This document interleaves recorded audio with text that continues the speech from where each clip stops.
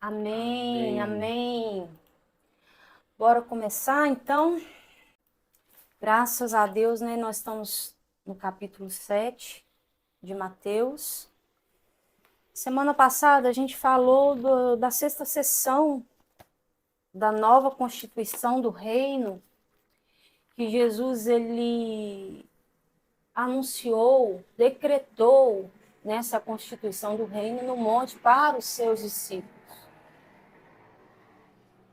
Que Jesus decretou, né, a nova Constituição para os seus discípulos no monte, assim como Moisés, Deus deu a Constituição para Moisés no monte, Cristo deu a nova Constituição da nova aliança para os discípulos também no monte.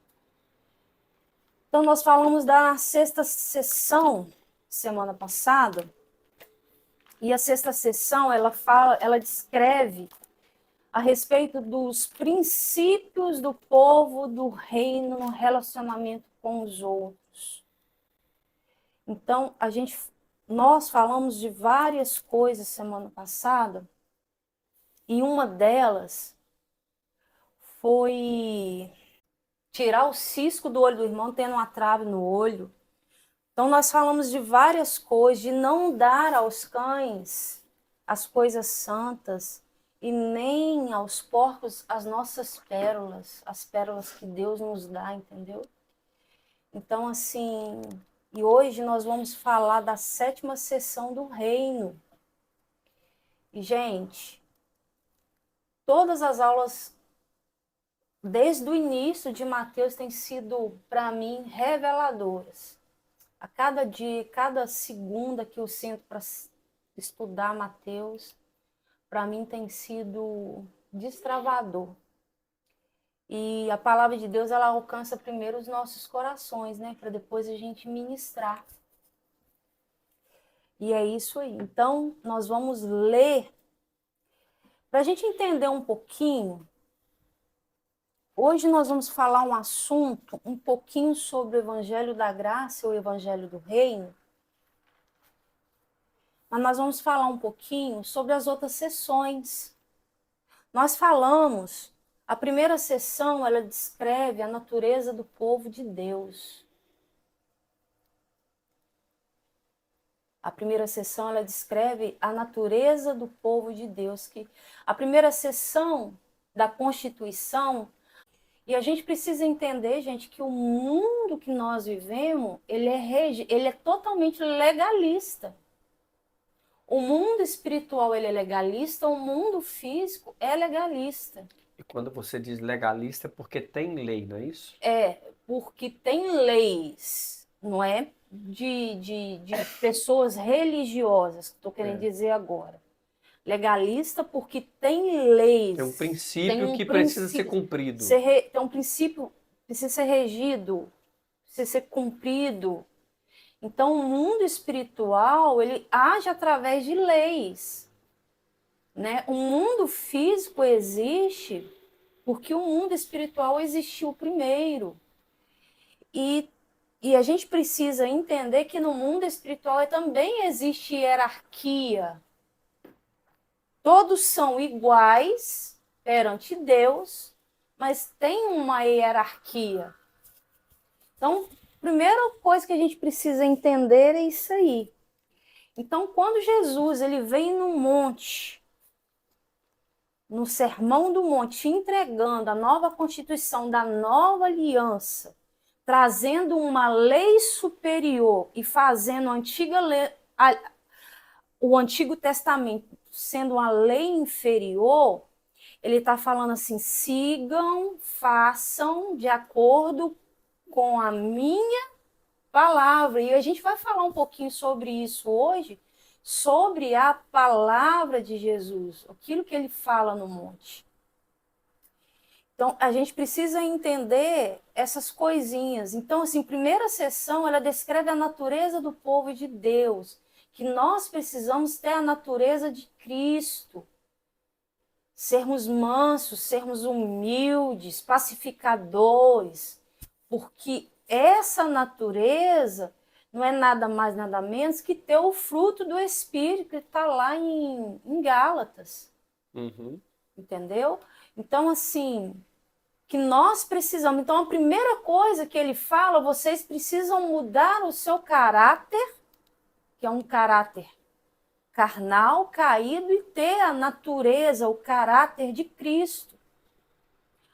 A segunda seção, ela descreve a influência do povo do reino dos céus sobre o mundo, sobre a terra, que vai de Mateus 5, do verso 13 e 14, que fala que nós precisamos ser sal, que nós precisamos ser a luz do mundo, que depois que nós temos o caráter de Cristo, que somos transformados pelo caráter, a gente precisa influenciar o mundo, sendo sal e sendo luz.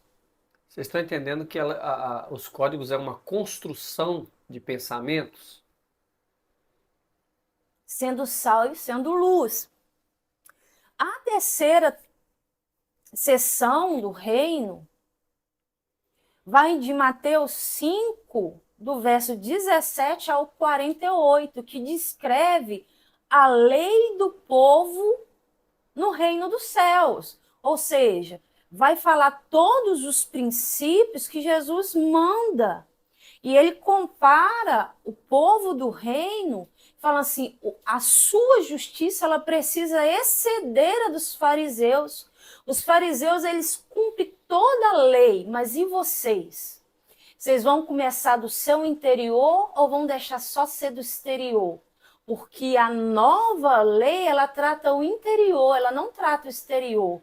A antiga lei, ela trata o exterior, aquilo que os homens veem. Mas a nova lei, ela vem tratar o nosso interior, aquilo que Deus vê. Quem nós somos de fato. A quem nós somos de fato. Então, por isso que todo pecado, quando ele é manifesto por fora, ele já foi enraizado por dentro. Uau. Repete. O nosso pecado, quando ele é manifesto por fora, ele já foi enraizado por dentro. Nós já pecamos por dentro. Por isso que a lei nova, a Constituição nova, ela vem trazendo essa mudança por dentro. Porque não basta os homens olharem a gente por fora e falar, mas por dentro a gente está tudo podre. E é isso que Jesus ele vem fazendo por nós.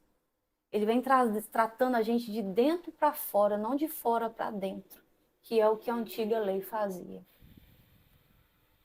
Tudo ok até aqui? Na quarta sessão, descreve a respeito dos feitos do justo do povo do reino. Em Mateus 6, de 1 a 18, vai falar o que a gente precisa fazer dentro do reino. Como a gente precisa se movimentar dentro do reino. Na quinta sessão, ela descreve a respeito das riquezas do povo do reino, que é Mateus 6, 19 e 34.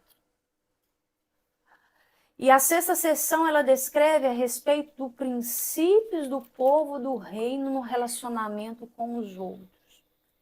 Presta atenção, na quinta sessão, ele vem desmontando das nossas vidas que nós precisamos desfazer, olhar com os olhos fixos no Senhor e tirar o nosso olhar para o mundo, que a nossa visão ela precisa ser eterna, que nós precisamos nos esvaziar dos bens materiais.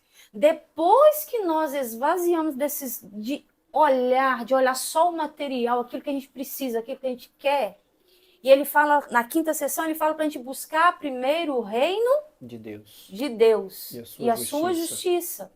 E as outras coisas vos serão acrescentadas. E ele manda a gente ficar com os olhos fixos nele, olhar para os pássaros.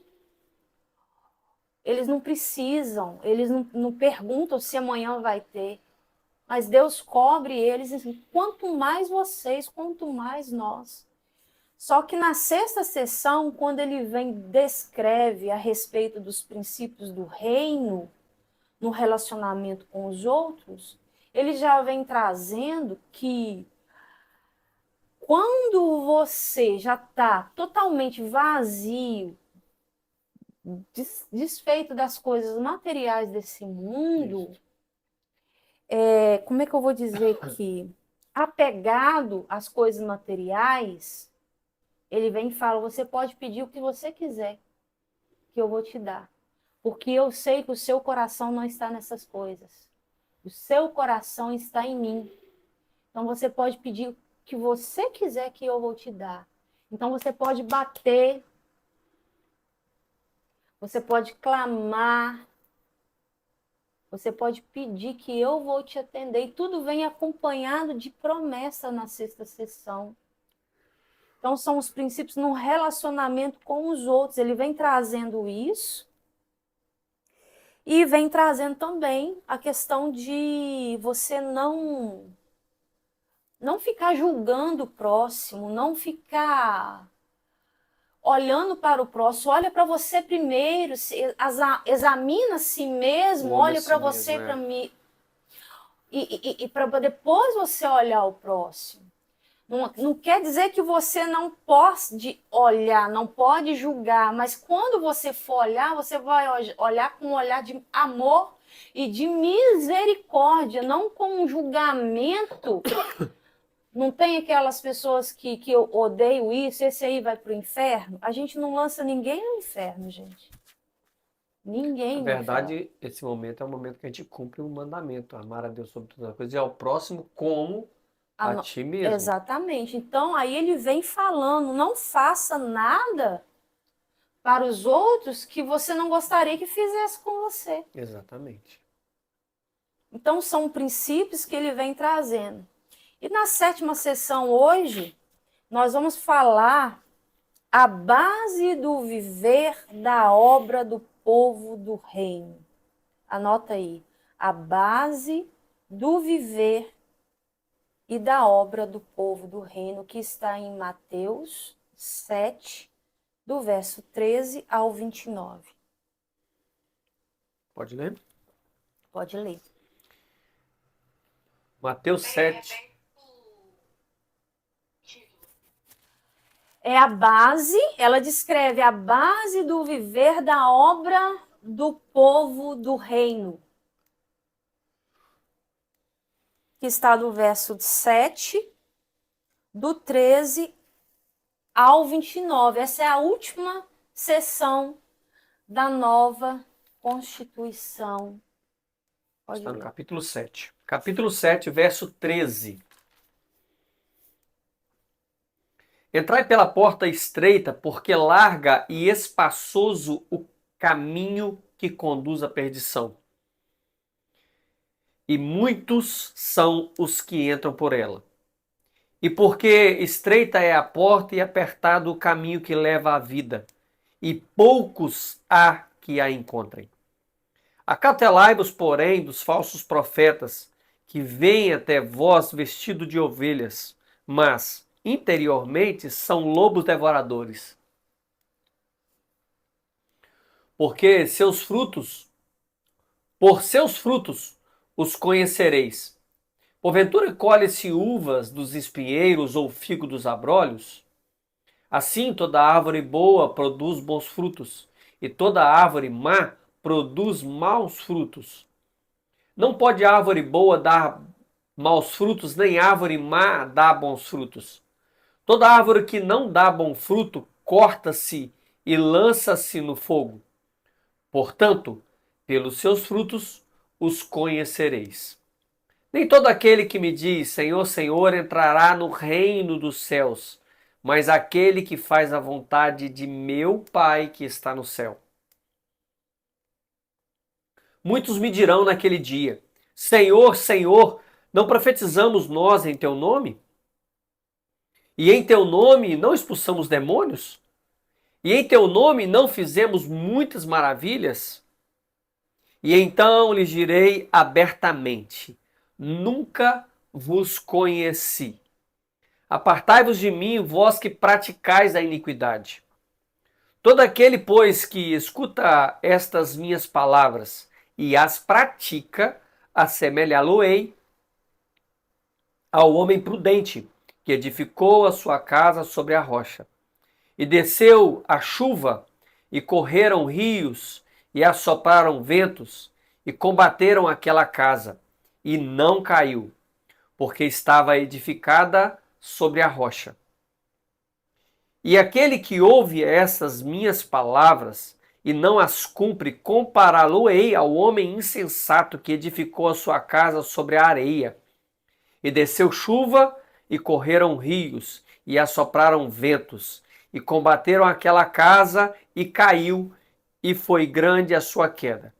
E aconteceu que, concluindo Jesus esse discurso à multidão, esse discurso, e aconteceu que, concluindo Jesus esse discurso, a multidão se admirou da sua doutrina, porquanto os ensinava como tendo autoridade, e não como os escribas. Verso 13. Entrai pela porta estreita, porque larga é a porta, e espaçoso o caminho que conduz à perdição. E muitos são os que entram por ela. Então, a primeira coisa que a gente precisa entender aqui é que destruição aqui não está referindo à morte do homem, morte física, mas sim a destruição dos seus feitos e obras. Voltando a repetir, o livro de Mateus, ele é totalmente voltado para o reino dos céus. O reino dos céus, ele diz respeito a obras. Aquilo que nós fazemos, aquilo que nós praticamos. Então, quando Mateus aqui ele está falando, e descrevendo as palavras de Jesus, aquilo que Jesus falou, destruição aqui não é morte física, mas sim a destruição dos seus feitos e obras. Abre aí em 1 Coríntios 3,15, nós vamos falar muito sobre 1 Coríntios 3,15 hoje. 1 Coríntios 3,15. Se a obra de alguém se queimar, sofrerá detrimento, mas o tal será salvo, todavia, como pelo fogo. Se a obra de alguém Queimar, queimar, sofrerá detrimento. a obra. A obra. Então, aqui não está falando está falando da obra, os feitos e obras. Vocês vão ver que depois que no contexto que é isso que está falando, ok? Verso 14. E porque estreita é a porta, verso 14 de Mateus 7. E porque estreita é a porta e apertado o caminho que leva à vida, e poucos há que a encontrem. O que ele fala aqui no verso 13? Ó, larga é a porta e espaçoso o caminho que conduz à perdição. Certo? Só que a porta que ele está mostrando que nós precisamos caminhar, entrar e caminhar, é uma porta estreita e o caminho apertado, que leva à vida, e poucos há que a encontrem. Aqui, e poucos há que encontram. A gente tem que entender que os vencedores, existem poucos vencedores. E aquele que praticou a boa obra, que praticou, fez a vontade de Deus, que viveu o seu propósito, que renunciou à carne, de tudo que a gente tem falado até agora, nós chamamos de vencedores. Que próprio Luiz Hermínio, o pastor Luiz Hermínio, o apóstolo Luiz Hermínio fala que vencedores é aqueles que vencem dores. Vencem dores. Então, né, bonitinho falar, eu sou vencedor, mas você venceu o quê? Qual o problema? Qual a tribulação? O que você passou para você se tornar um vencedor? Né? Então, a gente precisa entender isso aí. A porta é estreita e o caminho apertado, porque a nova lei do reino é mais elevada do que a antiga aliança.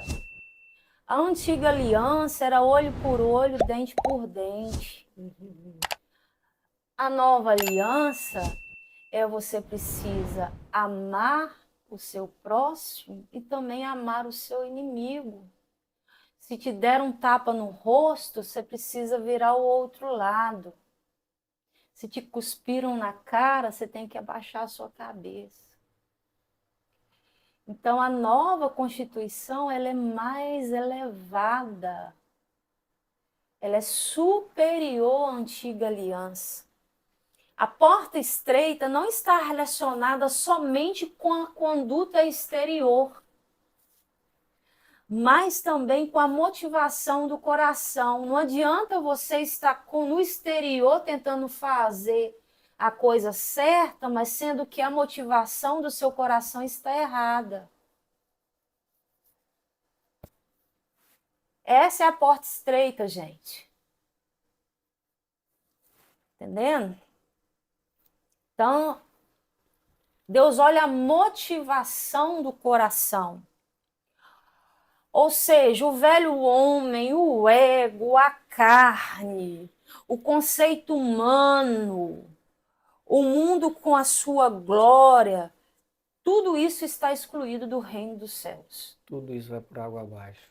Tudo isso vai ser provado no fogo. Tudo isso vai ser queimado no fogo. Então, tudo isso está excluído. Os conceitos humanos, tudo que a gente tem visto hoje, tudo isso está excluído. Somente o que aqui que é o negócio. Presta atenção e anota aí. Somente o que corresponde à vontade do Pai pode entrar. Somente o que corresponde à vontade do Pai pode entrar.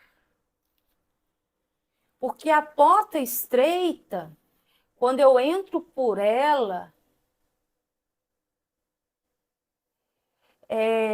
a minha vontade já não existe mais. Já não tenho mais vontade. Eu já não tenho mais vontade. Não deveria ter mais vontade.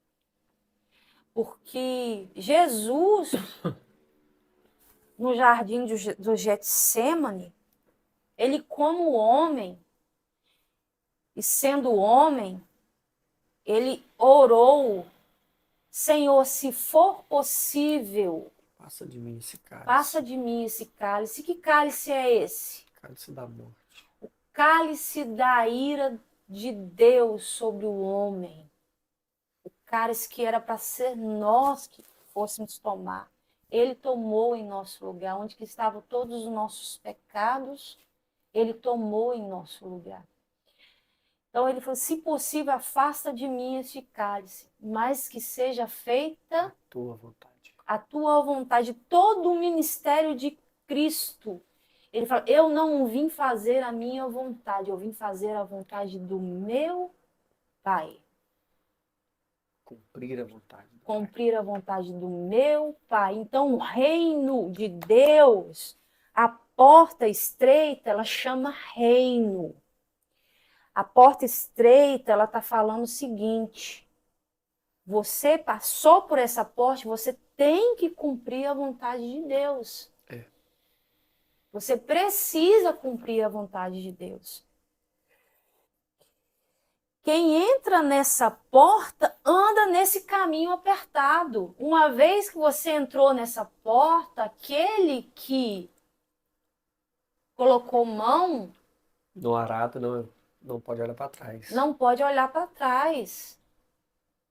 Quantas vezes eu já quis olhar para trás e Deus virava para mim na hora, eu falei assim: eu não permito você olhar para trás. A partir de agora não é a sua vontade. E É a aí que minha acontece a morte vontade. diária, né? Nossa É morte a diária. morte diária, o que o Paulo fazia, né? E A ele disse morte isso. diária. É todos os dias. Ele disse aquilo que eu não quero fazer, está na minha frente toda hora para que eu faça. E o que eu desejo, aquilo que eu anseio fazer, eu não consigo. Então, nós precisamos primeiro entrar pela porta e depois andar o caminho apertado. Caminho esse que leva a vida inteira. Vida aqui não está dizendo de vida eterna, está dizendo a vida, a sua vida. Na sua caminhada, você entrou por essa porta, você vai ter que andar nesse caminho a sua vida inteira. Estão entendendo até aqui por enquanto? A sua vida inteira. A palavra vida se refere à condição abençoadora do reino. Na realidade hoje, na sua manifestação amanhã. Na sua manifestação no reino vindouro. E só vai participar da manifestação quem for reinar com Cristo. Manifestação só vai participar do governo dele quem for reinar com Cristo. Todos vão participar da manifestação, mas só vai ser agentes de governo no reino quem entrar por essa porta.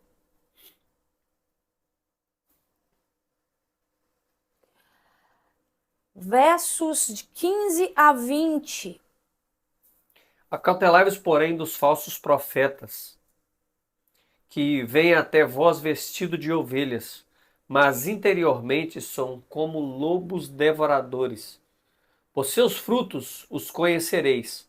Porventura colhem uvas de espinheiros ou fígado dos abrolhos? Assim toda árvore boa produz bons frutos, e toda árvore má produz frutos maus.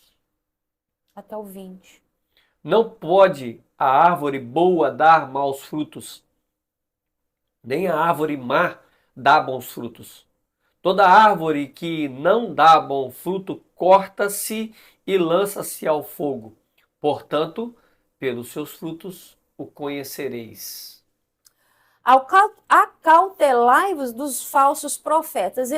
Jesus ele vem falando da porta estreita e, do caminho apertado. Aí logo ele vem acautelai-vos, porém, dos falsos profetas. Porque os falsos profetas, eles vêm com voz mansa, te tirando do propósito de Deus. Te tirando da vontade de Deus para a sua vida. Arrancando a sua essência, né? Porque devoradores aqui são roubadores. Eles que vêm até vós vestidos como ovelhas, mas interiormente são lobos roubadores. Eles se apresentam como, Como? Não mas na verdade são. não são. Apresentam como, mas não são. Então, cuidado com aquelas pessoas que se dizem profetas, mas são falsos profetas, mas que vêm te apontando caminhos que não é a vontade de Deus para a sua vida. E a gente precisa, tudo, nós precisamos ser de fato bereanos, tá? Quem eram os bereanos? Os bereanos eram aqueles que quando alguém falava da palavra de Deus, eles conferiam. Eles chegavam em casa e falavam assim, deixa eu conferir aqui, para ver se o que eles falaram é uma verdade. E nós precisamos entender, isso que a Rita está dizendo em relação à questão dos falsos profetas, isso é perigosíssimo. Porque hoje no mundo nós temos muitas coisas que são faladas como se fosse verdade e não são. Sabe? Palavras meias verdades. E o que é uma meia verdade? A meia verdade é uma mentira completa. A meia verdade é uma mentira completa. Então nós precisamos entender que existe uma necessidade de que nós vivamos de fato que nós vivamos de fato aquilo que Deus quer que nós vivamos. E nós precisamos ler a palavra de Deus na sua totalidade, irmãos. Nós não podemos viver a metade da Bíblia, só o que nos convém, sabe? E hoje nós temos visto muito isso. Hoje não, há muitos anos, né? Isso acontece, isso é comum, infelizmente. Não é normal, mas é comum. Aí ele vem começando no verso 16, ele vem falando: por seus frutos os conhecereis. Então ele vem trazendo já como que você vai conhecer um falso profeta? Por seus frutos os conhecereis.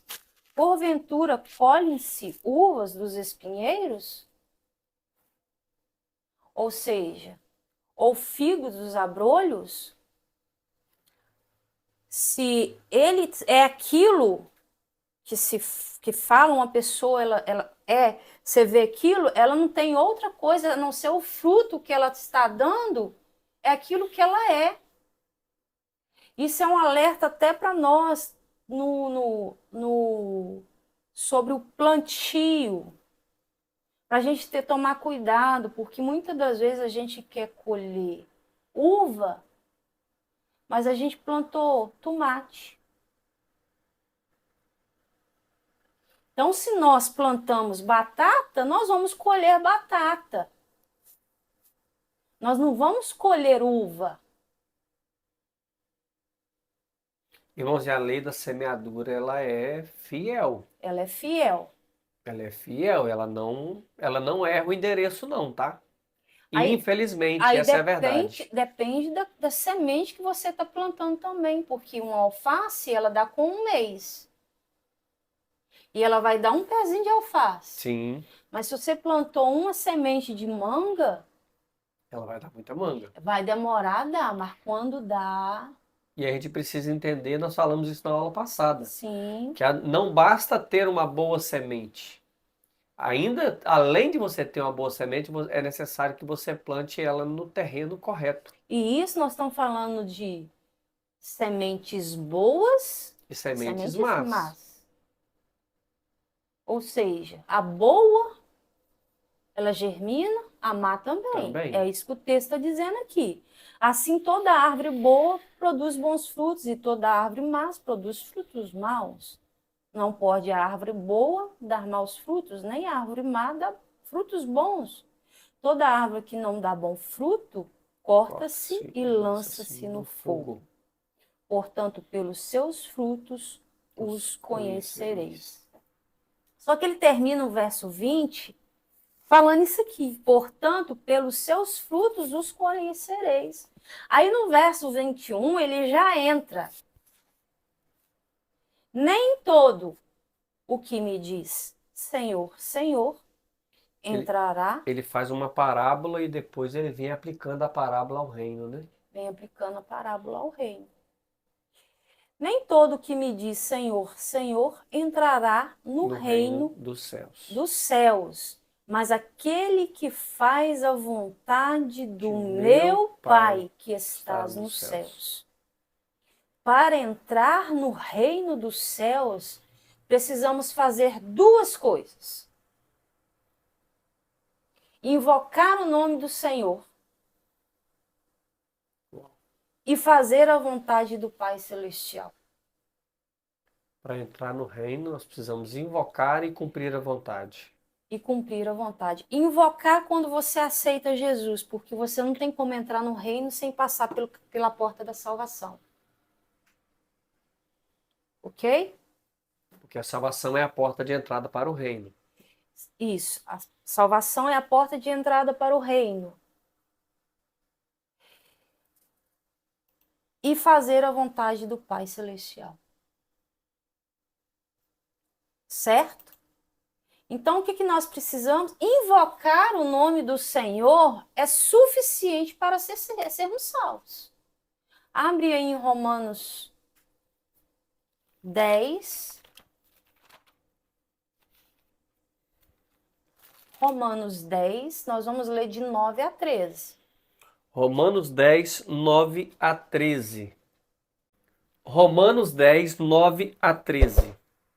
A saber, se com sua boca confessares ao Senhor Jesus e em seu coração creres que Deus o ressuscitou dentre os mortos, será salvo. Vou ler novamente, ó. A saber, se com sua boca confessares ao Senhor Jesus e em seu coração creres que Deus ressuscitou entre os mortos, serás salvo. Tem alguma condição aí Não. para ser salvo? A condição é confessar com a boca. Tá, mas tem que ter um bom comportamento? Não. Tem que... A condição humana não, aqui é da parte de Cristo. A nossa condição é apenas crer e confessar. Isso.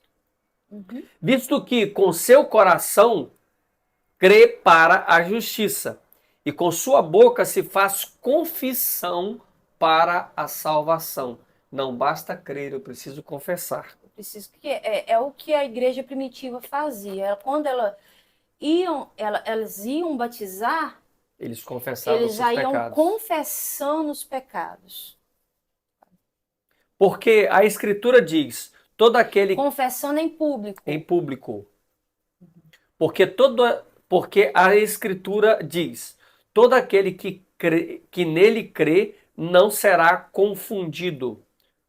Portanto, não há diferença entre judeu e grego, porque um mesmo é o Senhor de todos, rico para com todos os que o invocam. Porque todo aquele que invocar o nome do Senhor será salvo. Então, para eu ser salvo, a condição é Invocar e crer. invocar e crer que Jesus, invocar o nome do Senhor e crer que ele ressuscitou dos mortos. É a condição que eu preciso ser salvo. Eu preciso passar por isso. Porque se eu não passar por isso, como que eu vou reinar com Cristo se eu não declaro Cristo Senhor da minha vida? Não tem como. Então, essa é a primeira parte. Mas, para entrarmos no reino dos céus, também precisamos fazer a vontade do Pai Celestial. E fazer a vontade do Pai Celestial é falar para você mesmo, é não fazer a nossa vontade. Simples assim. Como eu faço a vontade de Deus? Não fazendo a minha. Como é que é? Como eu faço a vontade de Deus? De vez em quando eu recebo essa pergunta.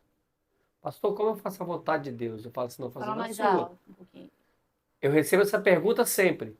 Pastor, como eu faço a vontade de Deus? E aí eu digo, não fazendo a sua. Por quê? Porque a nossa vontade quase sempre, para não dizer sempre, não está atrelada à vontade de Deus. Porque o nosso homem, o ser adâmico que vive em nós, ele consegue sobressair mais do que escutar a voz do Pai. Vocês entenderam? O ser adâmico que existe dentro de nós, ele grita mais alto. E é por isso que muitas vezes, e é por isso que Paulo disse, o que eu quero fazer eu não faço. Mas o que eu não quero está toda hora na minha mão para fazer. Está toda hora na minha frente. O que eu não quero é como um homem que parou de beber, ninguém oferecia nada para ele. Ele decidiu parar de beber, toda hora chega alguém oferecendo. É como alguém que está de dieta, que ninguém chama ele para o churrasco. É começar a dieta, começa a dieta na segunda e inventa churrasco na terça-feira para fazer. Na quarta. Né? Na quarta. Na quinta, na sexta, no sábado e por aí vai. Vocês estão entendendo?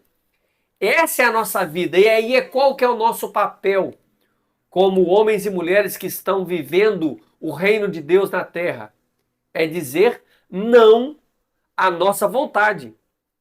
E sim para o propósito que Deus tem para nós. Só que a gente vai entender agora o que é fazer a vontade de Deus. Aí que está a questão.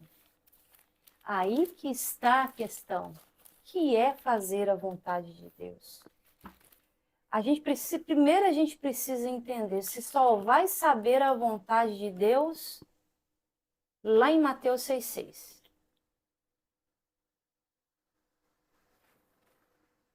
Lá em Mateus 6,6 você vai saber a vontade de Deus para a sua vida. Porque todos os dias, qual é a vontade que o Senhor tem para mim hoje? Essa é essa eternidade todo dia. Você está entendendo? Então, lá em Mateus 6,6, você vai extrair isso aí de Deus. O que é a vontade? Jesus, todo dia, de madrugada, ele levantava, às 3 da manhã, ele levantava para orar ao Pai, para saber o que era a vontade de Deus, do Pai, para a vida dele naquele dia. Vocês estão entendendo? Mateus 6,6, gente. Por isso que todas as manhãs e toda tarde ele buscava a Deus. Vamos lá, preste atenção nisso. Jesus Cristo ele tinha o hábito de buscar a Deus todos os dias, pela manhã e pela noite. Você vê que a maioria das vezes que Jesus ia orar era depois do entardecer. Por quê? Ele dormia, ele ia descansar, ele ia dormir, falando com Deus e acessando a eternidade. Quando ele dormia, ele ruminava. Assim precisa acontecer com a gente. Todas as vezes que nós vamos dormir, e a ciência hoje comprovou que aquilo que nós ruminamos à noite, por exemplo, o que nós estamos estudando aqui, amanhã, na parte da manhã, para que isso seja massificado na sua mente, você precisa de reler todo o conteúdo que você estudou. Então, Jesus acessava a eternidade na parte da manhã, nas primeiras horas do dia, porque as primeiras horas do dia em Israel é ao entardecer. E quando ele levantava pela manhã, quando o sol raiava, ele novamente buscava a Deus. Ou seja, deixa eu confirmar para ver se é isso que eu preciso viver hoje. Então essa é a nossa luta diária, é o que nós precisamos fazer. E que grande parte de nós não fazemos diariamente. Isso mesmo. Então, aí ele vem logo, nem todos. Vou repetir a frase antes. Para entrarmos no reino dos céus, precisamos fazer a vontade do Pai. Logo, nem todos que diz Senhor, Senhor, entrará no reino dos céus. Porque nem todos conseguem passar por essa porta estreita e renunciar à sua própria vida, carregar a tua cruz, morrer para si mesmo. Nem todos conseguem fazer isso. Vocês estão entendendo? O outro que as outras pessoas que não vão reinar com Cristo, elas só não conseguiram vencer, gente. Vencer as dores, vencer o eu, Vencer as ofertas. Vencer as ofertas da vida. Por que que nem todos entrará no reino dos céus? Porque não fizeram a vontade do Pai. Porque não fizeram a vontade do Pai. Então, presta atenção. Um pai, olhando aqui para a nossa visão terrena, um pai, ele pede algo ao seu filho, certo? E o seu filho, ele não fez, não cumpriu a vontade daquele pai. Do jeito que o pai queria. Do jeito que o pai queria, ou não cumpriu, não fez. Fez outra coisa. Esse pai vai dar uma disciplina para o filho e vai falar assim, agora você vai deixar de ser meu filho. Um filho, ele não vai deixar de... Um pai não vai deixar de corrigir um filho porque deixou de ser, de fazer a vontade dele. Você está entendendo? É assim Deus com nós. Deus ele vai sempre nos disciplinar, querendo, nos impulsionando que nós entramos pela essa porta estreita. Mas muitos não vão conseguir cumprir isso aí. mas não vão deixar de ser filhos. Nós fomos adotados quando Jesus morreu na cruz. E o nosso pai de adoção não é aquele que não gostou do filho adotado e devolve ele para o orfanato, não. Eita. Pesado, né? Vou repetir. Nós fomos adotados através da morte de Jesus na cruz como filhos. E esse pai, o nosso Pai Celestial, não é um pai terreno que adotou um filho e não gostou dele, depois devolveu para o orfanato, não.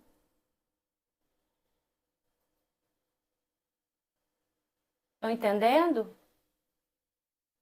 O que esse pai ele vai fazer? Ele vai disciplinar os filhos.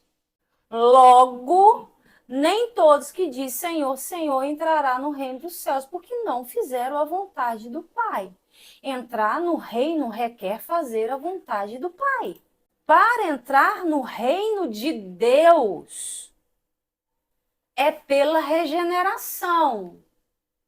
Presta atenção, eu falei reino de Deus. Eu falei reino de Deus. Reino de Deus. Reino de Deus é economia de Deus. Nós estudamos sobre isso, está lá a aula, se eu não me engano, aula 5, se eu não me engano, que fala da primeira sessão da Constituição, que fala das bem-aventuranças, que eu explico sobre a economia de Deus, que é o reino de Deus, que é diferente do reino dos céus. Então, para entrar no reino de Deus é pela regeneração. É quando eu invoco o nome de Cristo, o meu espírito ele é regenerado na hora e eu já estou incluído no reino de Deus, no plano de Deus, no plano original de Deus, que é antes da fundação do mundo e vai até depois do milênio, até a eternidade. Amém. O reino dos céus, ele é dentro do reino de Deus, faz parte do reino de Deus, mas o reino dos céus é o governo de Cristo aqui na terra. Então, para entrar no reino de Deus, que é fazer parte do plano de Deus, eu preciso só ser regenerado, eu preciso só ser salvo. Tá ok? Vamos lá em João 3, de 3 a 5. João 3, verso 3. Jesus respondeu e disse-lhe: na verdade, te digo que aquele que não nascer de novo não pode ver o reino de Deus. Aquele que não nascer de novo não pode ver o reino de Deus. Não está falando de reino dos céus. Aquele que não nascer de novo, aquele que não for salvo, não pode ser participante, ver o reino de Deus. E aqui fala ver, né? Não fala participar. Não fala participar. Ver o reino de Deus. Porque quem vai reinar com Cristo vai participar. Quem vai ser parte do reino de Deus vai ver. A resposta é essa no versículo 5. Fala o versículo 5. Jesus respondeu, porque Nicodemos pergunta, como pode eu nascer de novo e tal. Versículo 5. Na verdade, te digo que aquele que não nascer da água e do Espírito não pode entrar no reino dos céus, no reino de Deus. Então, fala do reino de Deus. Aqui está falando da regeneração, da salvação. Jesus nos salvou da morte eterna. E depois ele diz, o que é nascido da carne é carne, o que é nascido do Espírito é do Espírito. É Espírito. O que ele está querendo dizer?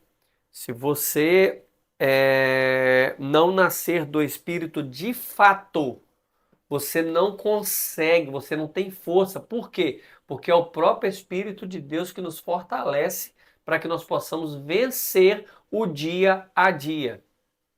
Isso mesmo. Mas para obtermos a entrada no reino, de Deus, nós precisamos nascer da vida divina, que é o que nós falamos aqui. Mas para obtermos a entrada no reino dos céus, nós precisamos viver essa vida. Repete. Para obtermos o reino de Deus, nós precisamos nascer da vida divina. Nascer da vida divina. Mas para obtermos o reino, a entrada no reino dos céus, precisamos viver essa vida divina. Na verdade, a vida de reino fala de uma vida mesmo. Fala de uma vida. Não fala apenas de um conhecimento. Não, fala de uma caminhada. De uma prática diária. Prática diária. Verso 22. Então, lhes direi. Não, isso. Mateus? Mateus 22, verso de 22, 7 e 22. E então lhes direi abertamente, nunca vos conheci. Apartai-vos de mim, vós que praticais a iniquidade. Não, você não tá lendo 22. Você está lendo 22? 22. Ah, não, desculpa, 23. 22. Mateus 7, 22. Muitos me dirão naquele dia, Senhor, Senhor, não profetizamos nós em teu nome? E em teu nome não expulsamos demônios? Em teu nome não fizemos muitas maravilhas? O que é fazer? Pesado, né? O que é fazer a vontade de Deus? Aqui nós estamos falando do reino dos céus. Muitos me dirão, coloca aí na sua Bíblia, marca-se, sublinha aí e coloca aí, ó, um parênteses aí, naquele dia. Todas as vezes que você vê Jesus falando naquele dia, é o dia do julgamento que está lá em 1 Coríntios 3, 13. Uau. Naquele dia. Naquele dia, Senhor, Senhor, Senhor, não profetizamos nós em teu nome? E em teu nome não expulsamos demônios? E em teu nome não fizemos muitas maravilhas? Mas não estava fazendo no nome do Senhor, gente? Mas presta atenção, era a vontade de Deus que eles fizessem aquilo? A grande pergunta é essa, né? Eles estavam fazendo a obra de quem? Do Senhor, não é? Expulsar demônio, não é isso? Fala aí, gente. Acorda aí. Pois é isso mesmo. Eles não estavam fazendo a obra do Senhor, eles não estavam profetizando, eles não estavam expulsando demônio, eles não estavam fazendo, gente. Não estavam fazendo a obra do Senhor? Estavam ou não estavam? Quero despertar vocês. Vocês não. Oi, minerada doida, gente. Quero despertar vocês. Só que, leia o verso 23 aí, Júnior, agora. E então lhes direi abertamente, nunca vos conheci. Apartai-vos de mim, vós que praticais a iniquidade. Naquele dia, que está lá no verso 22, refere-se ao tribunal de Cristo. Vamos abrir lá de novo em 1 Coríntios 3. 1 Coríntios 3. Vamos lá. 13. 13. A obra de cada um se manifestará. Na verdade, o dia a declarará, porque pelo fogo será descoberta, e o fogo provará qual seja a obra de cada um. Mas naquele dia... Na verdade, o dia a declarará. O dia a declarará. Que Ele dia foi é esse? específico aqui. Refere-se ao tribunal de Cristo. Se fosse qualquer dia, estava escrito um dia, né? Tá. Mas não é um dia, é o dia. Leia aí agora 4, verso 5, capítulo 4, verso 5 de 1 Coríntios. Porquanto, capítulo 4, verso 5. Verso 5, tá aqui, ó. Portanto, não, nada julgueis antes do tempo, até que o Senhor venha, o qual também trará luz às coisas ocultas das trevas e manifestará os desígnios do coração, e então cada um receberá de Deus o louvor. Agora abre 2 Coríntios 5:10. 2 Coríntios 5:10. Porque todos devemos comparecer ante o tribunal de Cristo, para que cada um receba o que tiver feito por meio do corpo, bem ou mal. Bem ou mal, todos vamos aparecer ante o tribunal de Cristo. Então, naquele dia, refere a esse tribunal de Cristo. Nós vamos ser julgados sobre o quê? Que está dizendo o texto aí? Aqueles que fizeram A obra, toda a obra. toda a obra, bem ou mal. Então, voltando lá para Mateus 7, verso 23, aí Jesus diz: então lhes direi abertamente, nunca vos conheci, apartai-vos de mim, vós que praticais a iniquidade. Aprovar aqui quer dizer, peraí, o verbo conhecer aqui quer dizer aprovar, não é conhecer. Jesus não conhece, deixou de conhecer alguém, gente? Nunca. Jesus é onisciente, onipresente, onipotente. Jesus, ele conhece todos. Você acha que ao conhecer a pessoa, o que Jesus está falando aqui? Ele está falando das suas obras. Apartai-vos de mim, que eu não conheço. Eu não tenho consciência das suas obras. Uau. Que é conhecer. Se for pesquisar Ou seja, lá, ele não aprova aquilo que nós estamos fazendo. se for pesquisar, o verbo conhecer está lá dizendo tomar ou ter consciência de. Então ele está dizendo, eu não tenho consciência desses seus atos. E o interessante é que a palavra conhecer, olha como que é. A palavra conhecer no Antigo Testamento é a palavra, se não me falha a memória, iadar. E ela traz a conotação de um relacionamento íntimo. Se você ler Gênesis, a Bíblia fala assim, e conheceu Adão a Eva e teve um filho. Então, a verdade é que essa palavra conhecer, ou seja, eu não tive intimidade com você, eu não te conheço, ou seja, nós não caminhamos juntos. Porque casamento fala de caminhada, ou seja, nós não caminhamos no mesmo propósito, nós não caminhamos paralelamente durante todo o tempo. Porque o caminho apertado é exatamente o caminhar junto. Caminhar junto. Junto com Cristo, entendendo e sabendo qual é a vontade dele para as nossas vidas. Abre em Romanos 7,15. Ele está dizendo aqui, eu não vos conheço. Ele está dizendo, eu não vos aprovo. Romanos 7,15. E o aprovo aqui tem o mesmo sentido do que Paulo está falando aqui. Exatamente. Romanos 7,15. Porque o que faço, não o aprovo.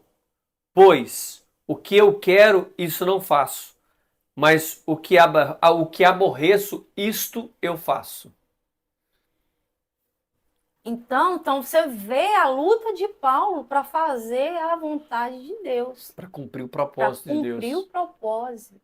Propósito para fazer a vontade. Paulo teve isso também. Paulo era homem, né? Então, o Senhor jamais aprovou os que profetizam, expulsam e fazem obras de poder em seu nome, mas não segundo a vontade do Pai. Uau. Então, não basta fazer a obra no nome de Cristo. Tem que fazer no nome de Cristo, mas segundo a vontade do Pai. Uau. Só que o interessante, olha o que ele fala aqui para mim, para nós. Apartai-vos de mim, vós que praticais a iniquidade. Iniquidade só comete quem é cristão. Impiedade comete quem é ímpio. Iniquidade só cristão comete, porque iniquidade é eu fazer a obra de Deus sem o Deus da obra. Ou seja, eu estou fazendo a obra de Deus fora daquilo que eu fui chamado. Eu estou fazendo a obra de Deus fora daquilo que eu fui chamado. Então, quer dizer, se Deus me chamou para ser dentista, não adianta eu querer ser pastora, não.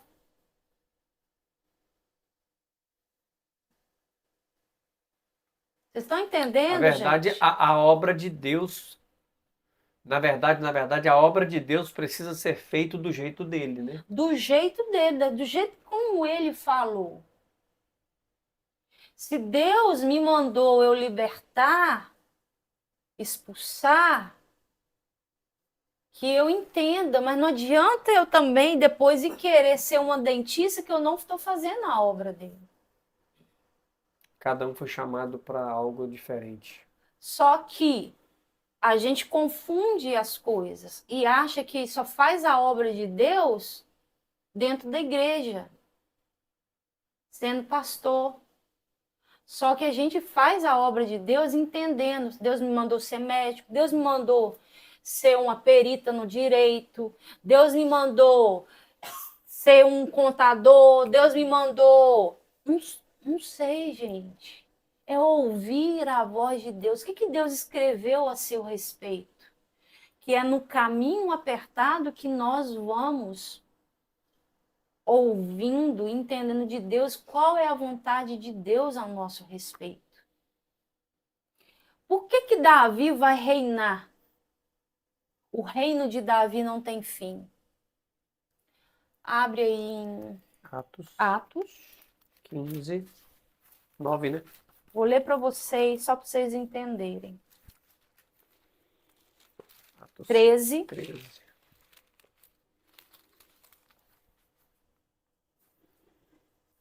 Atos 13, verso 22 e depois verso 36. Atos 13, 22. E, quando este foi retirado, levantou-lhes como rei Davi, a qual também deu testemunho, e disse: Achei Davi, filho de Jessé, homem conforme o meu coração, e executará toda a minha vontade. Verso 36. Então quer dizer que Davi ele foi chamado segundo o coração de Deus, porque ele executou toda a vontade do Pai para a vida dele? Por isso que ele é chamado de segundo? Exatamente.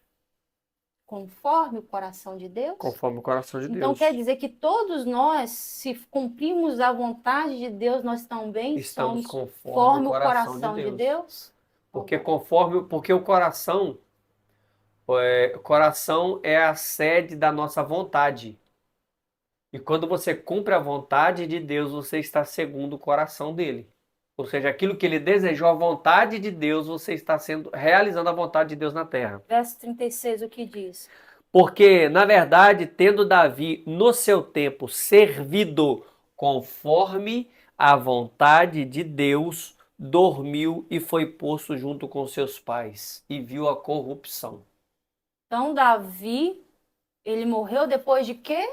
de ter cumprido, de ter vivido, de ter servido Ele conforme morreu com 62 anos, novo, vamos dizer. relativamente novo. Relativamente novo. Mas ele morreu porque ele tinha cumprido? A vontade. Ele tinha servido conforme a vontade. Assim como Simeão apresentou Jesus. E disse: os meus olhos viram o rei. Fala mais alto. Os meus olhos viram o rei, já cumpri a vontade dele. Já cumpri a vontade dele, pode me levar. Você pode me levar. A pergunta é: temos cumprido? você pode morrer hoje? Se você morrer hoje, como que tá? Você cumpriu a vontade? Meu Deus. Interessante você estar falando. Eu tô vendo, Davi viveu tão pouco tempo, 62 anos na época era pouco tempo. Mas Davi também foi tão intenso em tudo que viveu, que parece que, para quem lê a história e para quem estuda a vida de Davi, você vai pensar que ele viveu 100, 100 e poucos anos. Pelo tanto de coisa que ele viveu. Sim, sim. É tanta história é tanta história para apenas 62 anos, né? Então, gente, cumprir, fazer a vontade do Pai para não ser achado em iniquidade. Olhando, lembrando aqui um pouquinho sobre Lúcifer, o que Ezequiel ou Isaías diz, e fala que na multidão do seu comércio Achou-se iniquidade em ti. achou-se iniquidade em ti. Lúcifer começou de pouquinho a pouquinho, porque a Bíblia fala da multidão do comércio. Toda multidão começa com um, né? Toda multidão começa com um. Então, na multidão do seu comércio, começou de pouco a pouco, ele foi fazendo tanta coisa sem Deus, Uau. até que ele deixou de ser o anjo de luz e passou a ser o anjo das trevas, porque não se achava mais Deus dentro dele. Porque a iniquidade é exatamente eu fazer a obra sem o Deus da obra.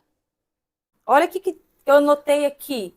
Jesus não negará que eles fizeram essas coisas, eles fizeram aquelas coisas.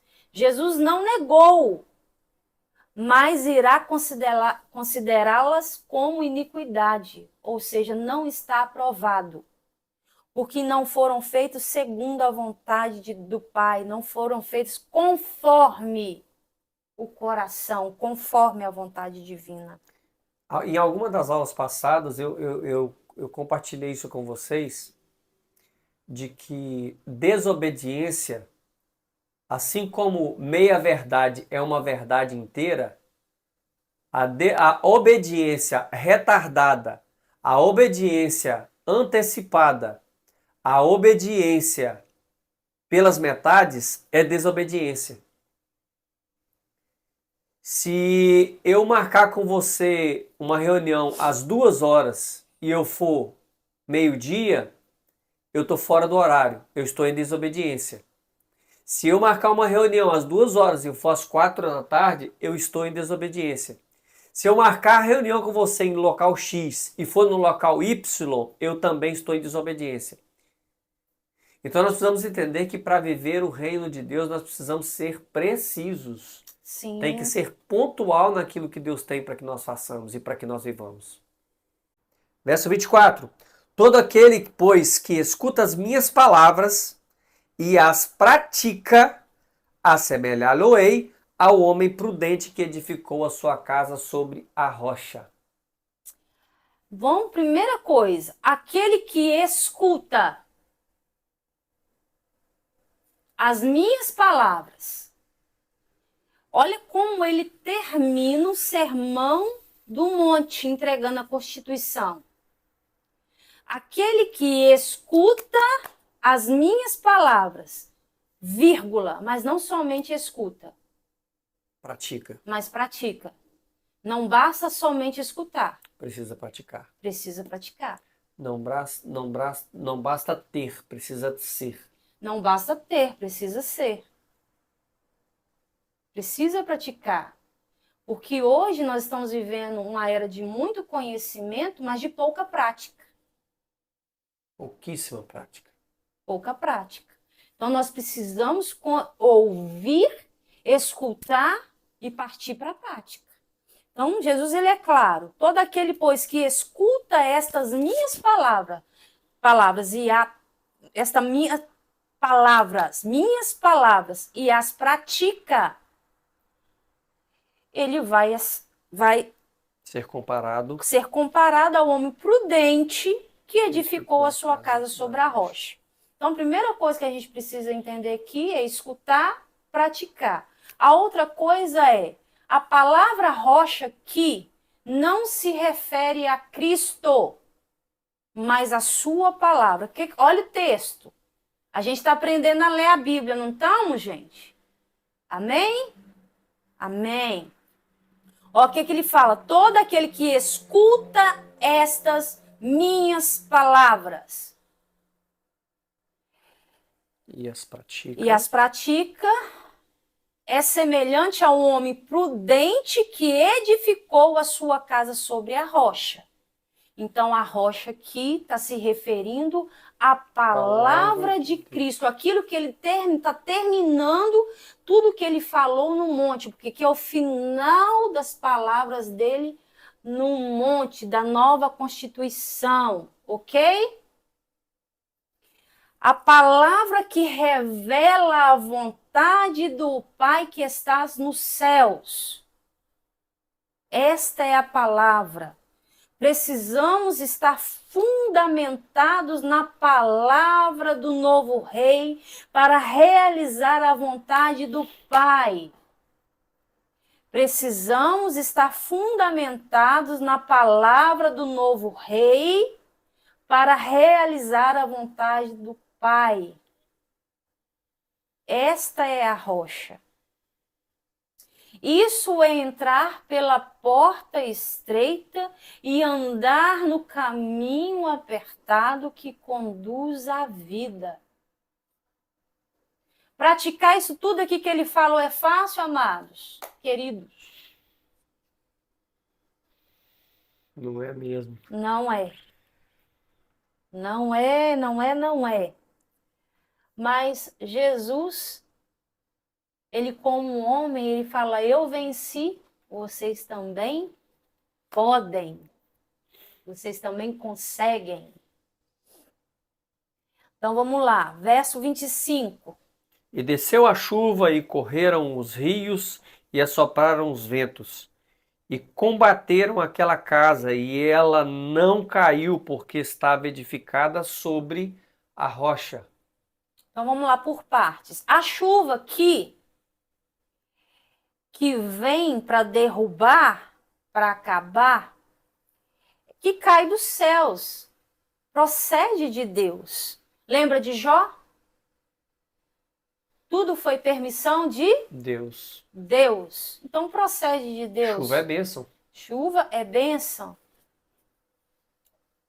Os rios que vêm na nossa vida, tentando nos derrubar, vêm da terra, vêm dos homens, os homens que se levantam contra nós. Sim, os homens se levantam contra nós. E os ventos aqui, que sopram dos ares, vêm de Satanás. Então, Satanás também vem tentando nos derrubar. Então, se isso tudo passou e você continua firme, é porque você está escutando, você está praticando tudo que está escrito aqui. A fé vem pelo ouvir e o ouvir pela palavra. E ouvir pela palavra. A casa edificada sobre a rocha, anota isso aí. A casa edificada sobre a rocha é uma casa que não cai. Ela é semelhante à obra edificada com ouro, pedras preciosas, obra que suporta o fogo purificador, que está lá em 1 Coríntios 3, de 12 a 13. Nós não vamos ler, nós estamos lendo sempre esse versículo aqui. Depois vocês leem de novo, ok? Verso 26, nós já estamos acabando. E aquele que ouve estas minhas palavras e não as cumpre, compará-lo-ei ao homem insensato que edificou a sua casa sobre a areia. Continuar? Edificou sua casa sobre a areia. A areia se refere aos conceitos humanos e métodos naturais. Vou repetir. A areia se refere aos conceitos humanos e métodos naturais. O que Jesus está dizendo aqui? Muitas das vezes nós preferimos andar pelos conceitos humanos e praticar métodos naturais. Uau. Ou seja, se você, por exemplo, for um bom músico, não basta tocar bem, precisa ser carregado da glória de Deus. Se você é um pregador, não basta uma boa hermenêutica, uma boa homilética, você precisa exalar o bom perfume de Deus. Se vivermos nesses conceitos humanos e métodos naturais, nosso viver e obra estarão fundamentados na areia. E essa areia movediça, né, gente? Ó, só afunda. Vem a chuva, tchau. Vem o rio, vem tudo, É o tchau. verso 27. Vai ler o verso 27. E desceu a chuva, e correram rios, e sopraram os ventos, e combateram aquela casa, e caiu, e foi grande a sua queda. A obra edificada na areia é semelhante à obra edificada com madeira, feno e palha. 1 Coríntios 3, de 12 a 13. Tudo isso que nós falamos e mais um pouquinho, isso é entrar pela porta. Não, construir uma casa sobre a areia é entrar pela porta larga e andar no caminho espaçoso que conduz à destruição, que é exatamente não fazer a vontade de Deus, do Pai. E olha o que eu acho interessante nos últimos 12. E essa obra, gente, construída na areia, essa casa construída na areia, essa obra que será queimada pelo fogo purificador. O fogo purificador, ele queima a palha, o feno e a madeira, mas o ouro, a prata e as pedras preciosas, ele só purifica. Só torna melhor, mais firme, mais maleável, alguns e outros só firmes. Fala mais alto, mais firmeza. Ele torna o ouro mais puro, a prata mais pura, mais maleável, mas ao mesmo tempo ele torna a pedra preciosa mais rígida também. Porque o diamante ele é formado com pressão, com fogo e com tudo isto. Então o fogo é o que faz o diamante ser duro, mas é o mesmo fogo que faz o ouro e a prata ser mais maleável e mais puro. E é o mesmo fogo que destrói ao ponto de se tornar cinza o feno, a prata e a madeira. Isso nós estamos falando de obras. E no verso 28 e 29, aconteceu que, concluindo Jesus este discurso, a multidão se admirou da sua doutrina, porquanto os ensinava como tendo autoridade e não como os escribas. Os escribas não tinham autoridade nenhuma, só tinha a letra. Porque não viviam. Porque não viviam e não tinham o poder. Não basta saber, precisa praticar. Precisa praticar. É isso aí. Amém?